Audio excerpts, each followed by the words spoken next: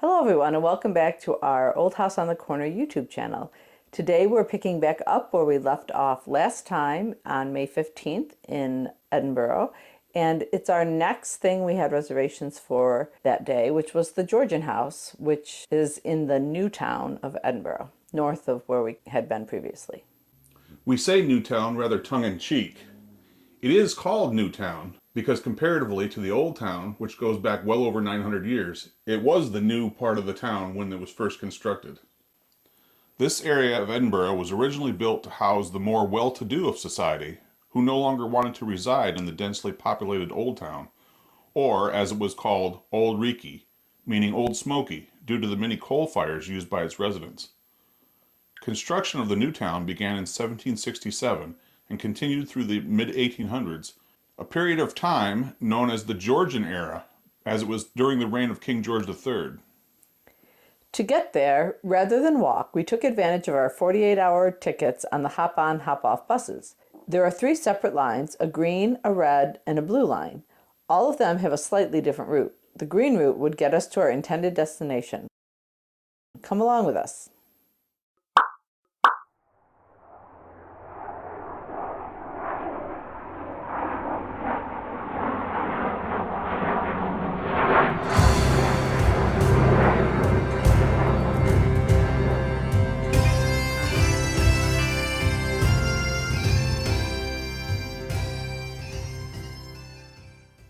You may recall that we were walking back down the Royal Mile, starting with the first street named Castle Hill. We continued on to the next street of the Royal Mile, known as Lawn Market, until we reached the closest bus stop for the first of our bus rides. Once on the bus, we returned south on a street known as George IV Bridge and proceed to the intersection kitty corner to the National Museum of Scotland, where we turn left and head east on Chambers Street. On our first of the bus tours, we're on the green bus right now. This is George IV Bridge. It doesn't look like a bridge. This has a live, that's because all live the guide. arches of the bridge, except for one. The museum consists of 2 conjoined buildings, the oldest of which opened in 1866, the foundation stone being laid in 1861 by Prince Albert. On our left, the north side of the street, you'll see us pass the Crown Office Building, originally built between 1886 and 1889. It was once part of the Harriet Watt University, but it has since been converted to law offices for Scotland's public prosecutors.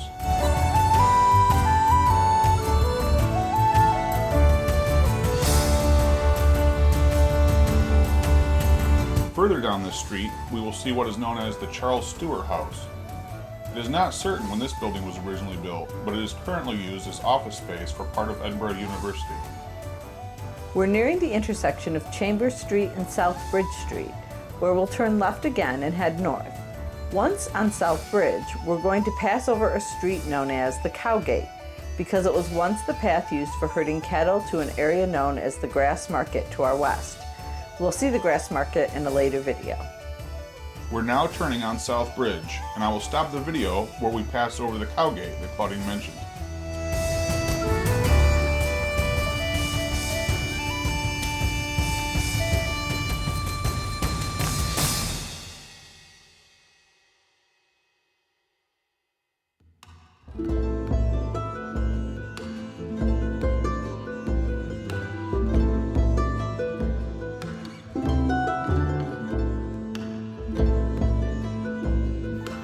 Here we are, directly over the Cowgate. You'll notice that the buildings here have an entrance both at this level, as well as the level of the Cowgate Street below. We'll continue north, and soon you will see a familiar building from the opposite side than we've seen it before.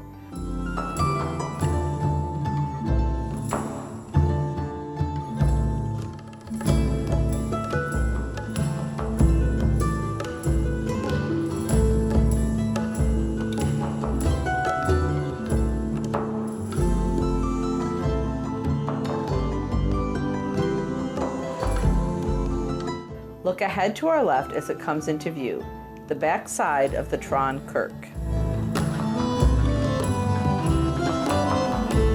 We're looking across at Blair Street, which runs parallel to South Bridge.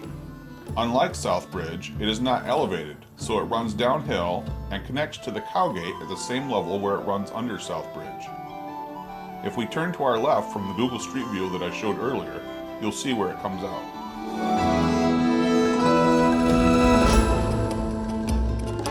As we pass the Tron Kirk, we reach the High Street section of the Royal Mile.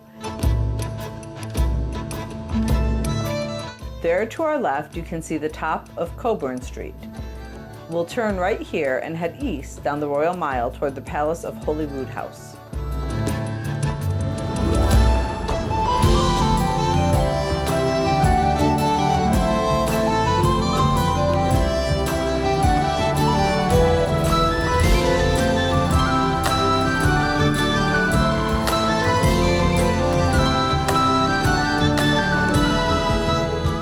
There's Carrubbers Close. Be sure and pause the video if you'd like to read the information we've listed about this famous alley. As I've mentioned before on a previous video, Edinburgh is full of history and interesting places around every corner and down every street and alley.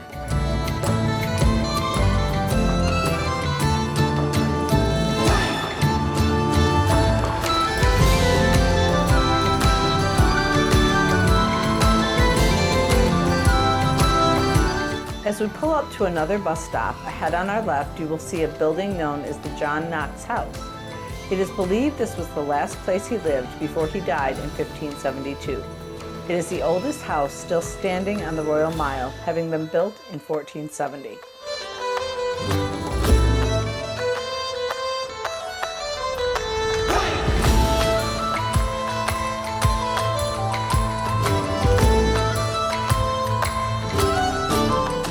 Now on the Canongate section of the Royal Mile, named for the Canongate borough which used to be here.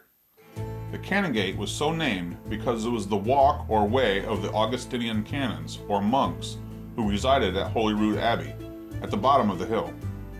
They would ascend the hill via this route on their way to St. Giles Cathedral, which was originally a Catholic place of worship prior to the Reformation. Coming up on our left, you will see the Canongate Kirk.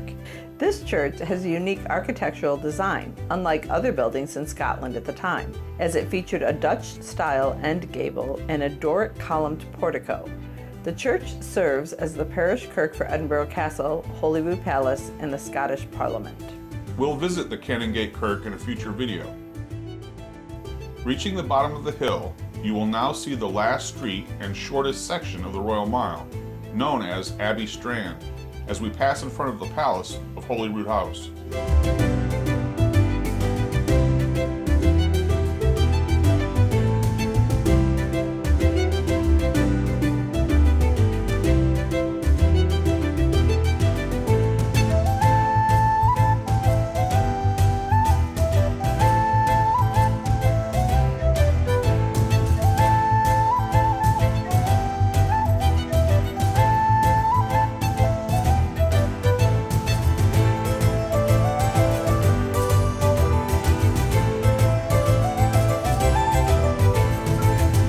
Careful not to blink now as we circle this roundabout, or you'll miss it.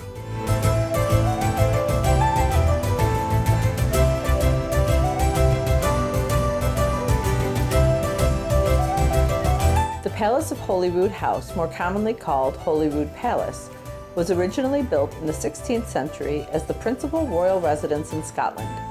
It is still a royal residence to this day when the royal family come to visit at various times each year, but it is open to the general public for tours when they aren't there.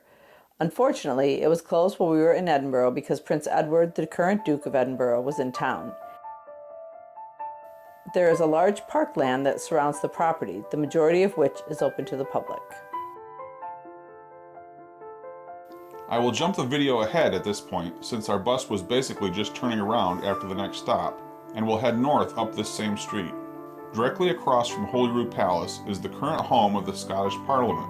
This modern building was built between 1999 and 2004. From here, we will continue north, and I will jump ahead in our video again.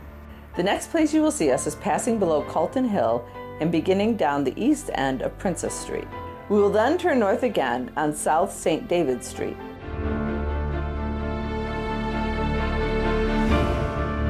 We're looking south across to the bottom of the Royal Mile here.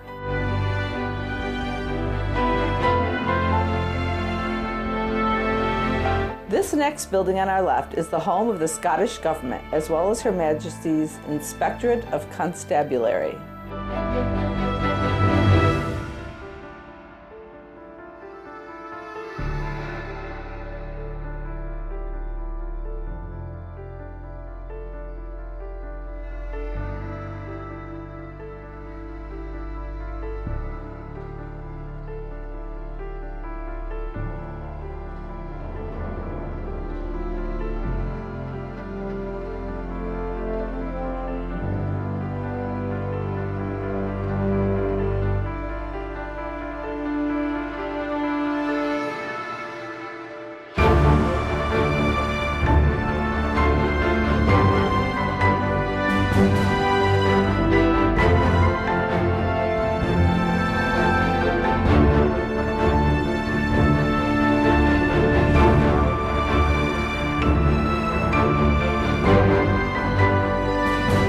Proceeding west on Princess Street, we're going to come to this intersection here, which I want to stop and take note of. You'll recall we were previously on South Bridge Street and turned right to head down the Royal Mile. However, if we had stayed straight, we would have continued on North Bridge Street, crossed over top of Waverley train station, and ended up here on Princess Street at this intersection. With that useless piece of trivia now mentioned, we'll continue our trip down Princess Street, where you can soon see again across the valley to the Royal Mile.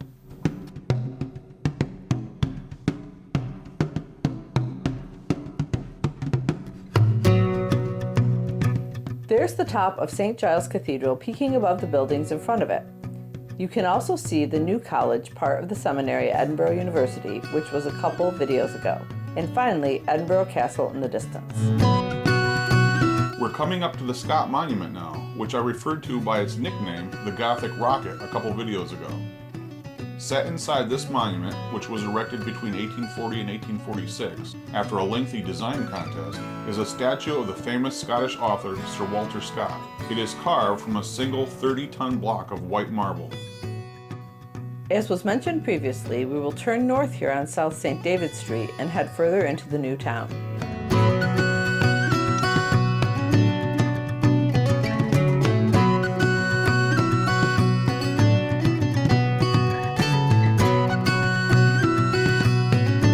Coming up on George Street, the center of the oldest part of the new town and named after King George III.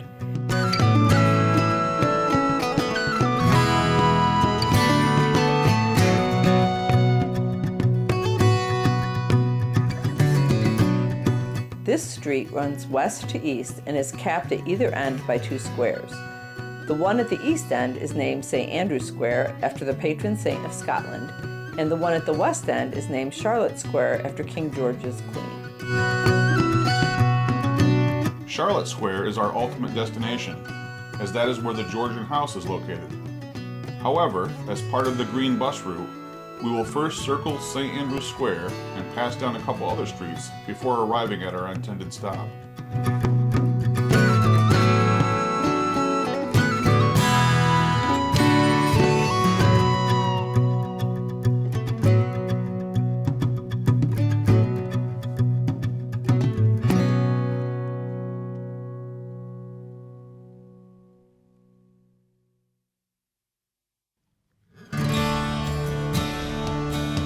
Coming up on our left, you will see Dundas House, an impressive Palladian mansion built between 1772 and 1774 as a private residence for prominent merchant and politician Sir Lawrence Dundas. It has been the head office of the Royal Bank of Scotland since 1825 and is a Category A listed building.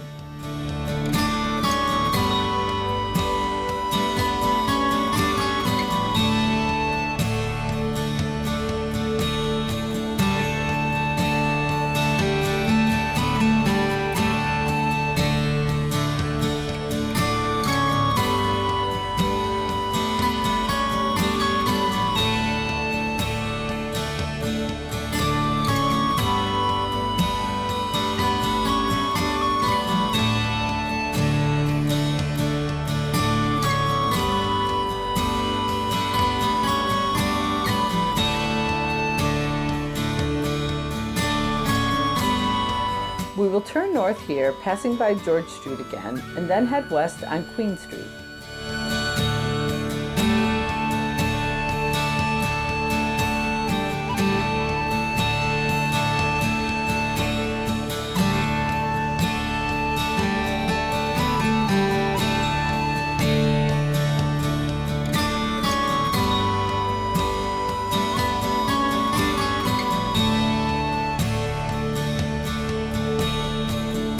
Obviously, not all of the buildings here in the new town were built during the Georgian era, but as we drive along these historic facades, you can clearly catch a glimpse of what the posh new town must have looked like during its heyday.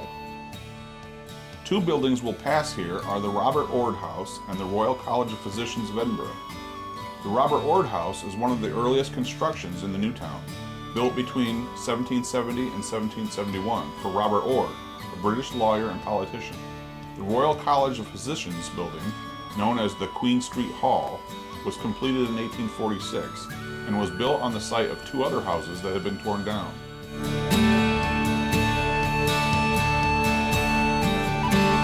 Notice that for most of these Georgian townhouses, there are two front entrances, if you can see them. There is the main front entrance used by the house owner and family that is reached either at street level or more frequently up a short set of stairs. Then there is the servants and deliveries entrance below the street level, reached by another set of stairs going down from a gate in the front fence of the property.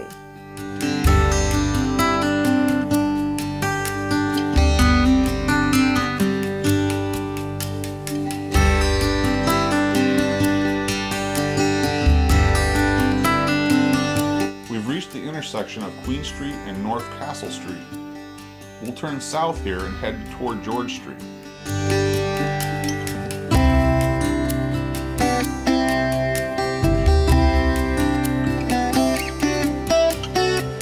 As we turn the corner, you'll see the home of the Consulate General of Spain, where the flag's out front.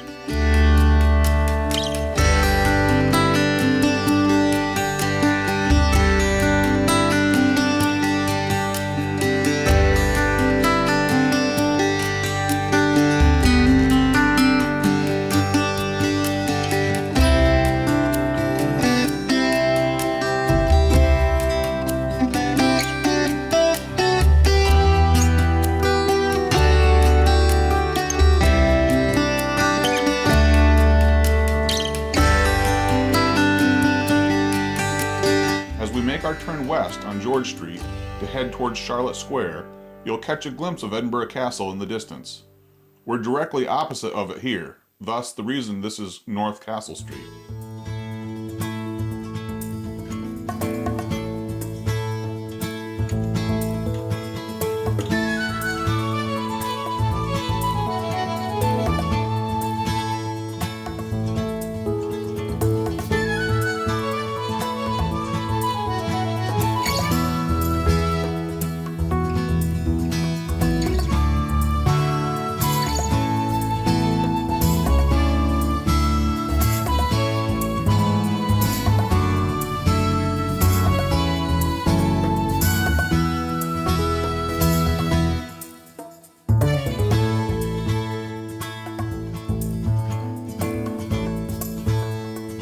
From this intersection, we will circle halfway around Charlotte Square, where our bus will drop us off in front of the West Register House and the National Records of Scotland, a building which was formerly the site of St. George's Church.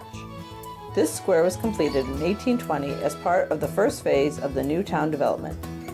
These interconnected Georgian houses were once occupied by many wealthy bankers, merchants, and other prominent figures from Edinburgh's historic past.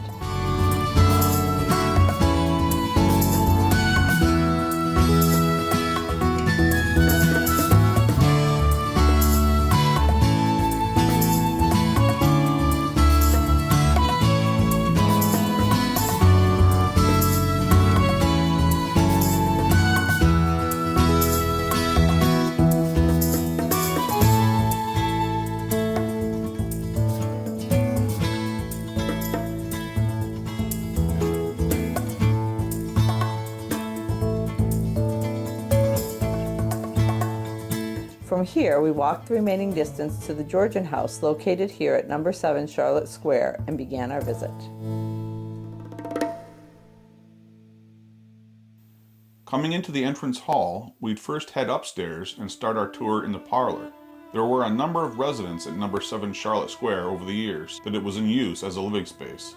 The house as we see it today is restored to appear as it might have been for its first owners, John Lamont and his family, who lived there between 1796 and 1815. John Lamont was born around 1741, the eldest of 7 children. He became the 18th chief of the clan Lamont in 1767 and inherited Ard Lamont Estate in Argyllshire.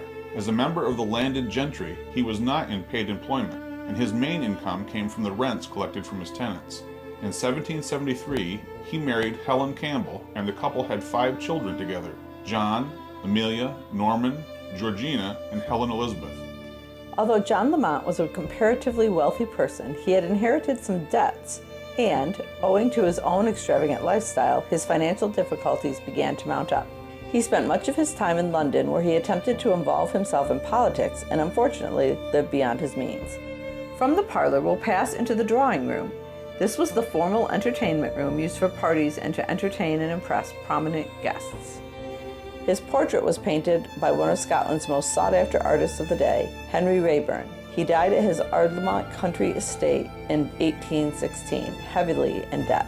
The previous year, he had sold number 7 Charlotte Square for £3,000 and had abandoned his urban pursuits.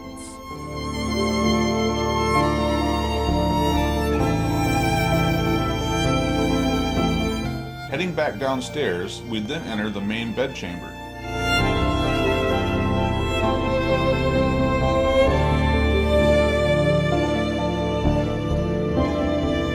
This room was well furnished, with a fancy canopy bed, nice sitting chairs, an expensively decorated fireplace, as well as some rather colorful carpet.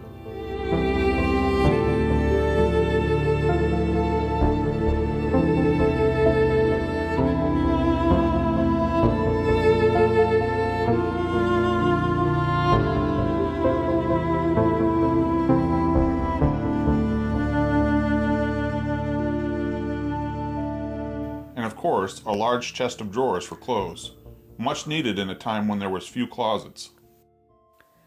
After that, we continued through to the formal dining room, finely furnished as well, and with many family portraits on the walls.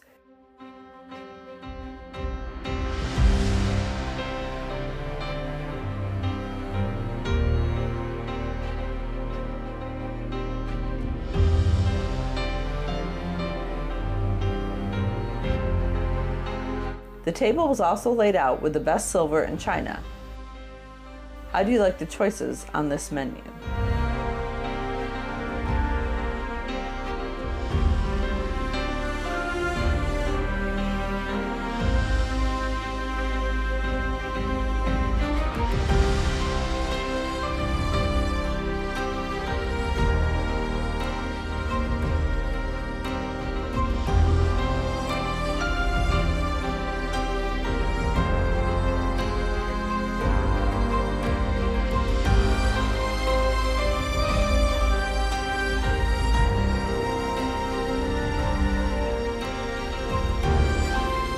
Following the dining room, we headed downstairs to the basement, where the kitchen, pantry, washroom, butler's bedroom, and other work areas were located.